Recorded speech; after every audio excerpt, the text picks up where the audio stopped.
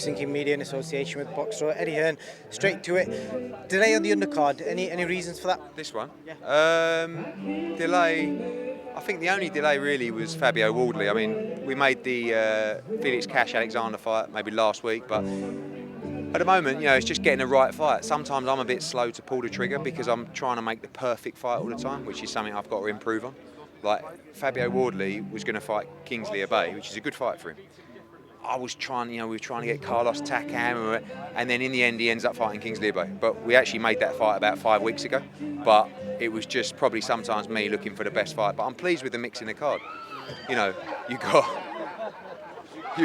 got Fabio. He's insured for all this behind you. I know. I'm not sure what he's doing up there, but but it's a good mix. I mean, Madrimov Sorrow's just a brilliant fight. So's Wardley Ibe. Cash against Alexander's interesting. I really like Kevin Agyarko against Macic, seeing him drop down to 154. So a very good mix of card, of course, with a huge main event. If you look at the card on paper as a normal standalone Saturday night fight night, I think it's very strong. It sure is. I've not seen Derek in this sort of mood before fight week. Do you think it could take a second, it could completely flip the opposite way? It really did. They just come together there in the ring, and I was a bit concerned, to be honest with you. But they're both volatile guys. They do respect each other, but at the same time, they're desperate to win. I feel like a defeat for either guy is probably the end of their career. So you're going to see both guys give it everything on Saturday. You got Kevin Agyarko fighting at super welterweight. What is the plan for him? I know he wants to fight in Belfast. Is that in the pipeline? We have to keep right. It's a bit like that. Unfortunately, we're doing these massive shows, and some fighters who want that homecoming aren't big enough to headline on their own. Chris Billam-Smith was a great example. I'd love to have taken him to Bournemouth, but he's just not big enough draw for us to run as a standalone Saturday night fight night, unless we're doing a next gen, which he's not next gen. Same with Kevin Agyarko. We've got to build him to that point where I can take him to Belfast, and it'll probably have to be in a world title eliminator or a world title fight. But he's got the ability to do it, and I think at 154 you're going to see a very, very good, spiteful Kevin Agyarko. I think he's a guy with immense talent, and I think he's got it right this time with the weight. And I think Macic is a perfect opponent who gave Fowler a good going over for 10 rounds, although Anthony won well. And I think Kevin's going to make a statement on Saturday. Slight diversion, you mentioned Chris Billam-Smith. Has he took a gamble by having a one-fight deal? Because let's just say if he loses, does he have a way back into matchroom? All these guys, look, in boxing, you've got your big draws, and then you've got your sort of Saturday night draws, and then you've got your other great fighters that aren't headline fighters. People like Liam Smith, people like Chris Billam-Smith, those kind of guys. When they get opportunities that they're getting offered, you have to remember, all these offers that come into them, we see, because we're close with them. And most of the time, 99% of the time, we go, take it. Chris Billam-Smith will never get to headline in Bournemouth with us for that kind of money.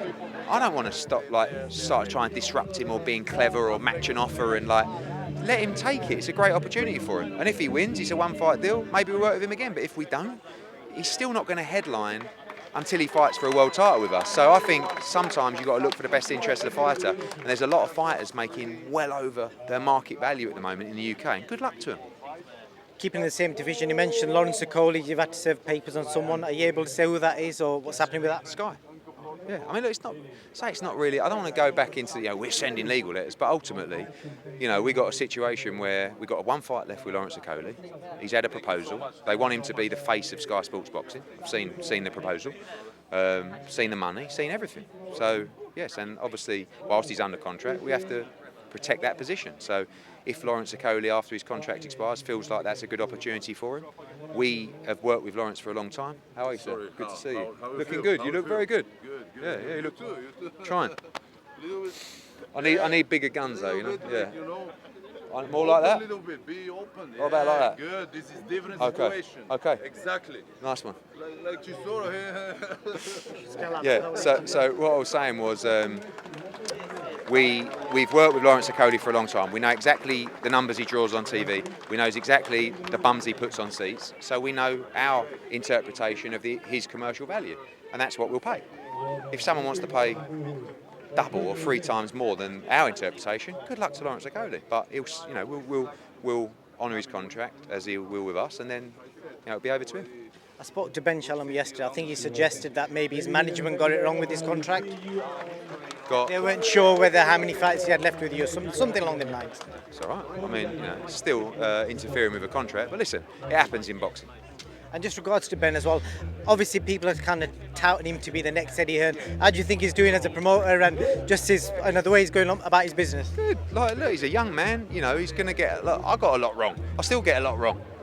Who is it? Someone says if I haven't made 100 mistakes by 9 o'clock in the morning, I haven't woke up. Is that quote's not accurate, but it's something very similar to that. But you know, exactly, mate. I made a little girl happy. I gave Well her, done. I gave her All my money. all your money. Thank you. I appreciate that. Yeah, Thank you, mate. thank Well you. done. Well done. No, it was amazing. Good. Good, Thank you. good Well chat. done. Thanks, Well Eddie. done. Cheers, mate. Can take that off as a charity do. No worries, mate. Yeah, cool. Yeah, look, I like sitting back and watching it all. Frank and him going backwards and forwards, and you know, it's good for boxing. You need promoters being competitive. You know, when I say we're number one, I don't say that in an arrogant way, but we want to protect our position. And I'm very competitive. He wants to be number one. Frank Warren wants to be number one. Bob, so it's just great for boxing, and you're seeing the fighters will be rewarded. Last question, Eddie. Conor Benn, Chris Eubank Jr. There's lots of rumours. Is that true or? I've had so many questions about that today, and there's no negotiations with Calisal, and he's back from Australia. We're going to catch up. Listen, that fight is it's a generational fight, but it's not being negotiated. It's not close. Will it happen? I don't know. It's not one that is at the front of our list at the moment. Would we take it in a heartbeat? But I've had so many questions about it, and it's definitely not imminent in the next, days or week or whatever. But could you name 4 Conor Benn potential opponents? Chris Eubank Jr. No, Keith Thurman's the one he wants. That's the fight that he wants. Eddie, thank you so much for your time. Cheers, mate. Thank you.